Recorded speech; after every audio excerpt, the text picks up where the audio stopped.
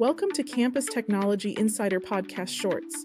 I'm your host, Rhea Kelly, bringing you the latest stories in higher education technology. This news roundup is curated by humans and narrated by AI. Complete College America has launched a new Center for Leadership, Institutional Metrics, and Best Practices, or CLIMB, which aims to help colleges and universities leverage data-driven strategies to improve student outcomes. According to CCA President Dr. Yolanda Watson-Spiva, while data in higher education has been abundant, it remains underutilized. CLIMB will provide institutions with tools to track metrics like credit accumulation and gateway course performance, integrating these insights into daily operations to build systems that are both accountable and responsive to student needs.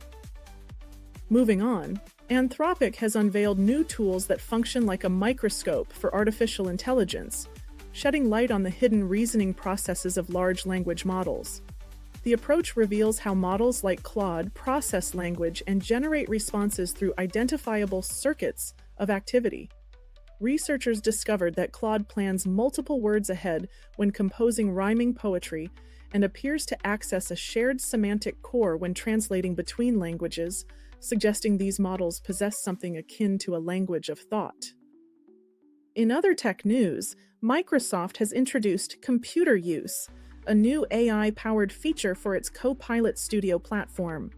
This advancement allows AI agents to directly interact with websites and desktop applications through simulated mouse clicks and text inputs. The feature adapts automatically to changes in apps and websites, using built-in reasoning to fix issues in real time. Key applications include automated data entry, market research, and invoice processing. Thanks for listening. Campus Technology Insider Podcast Shorts will be on break next Friday, but we'll be back the following week with more key stories in higher education IT.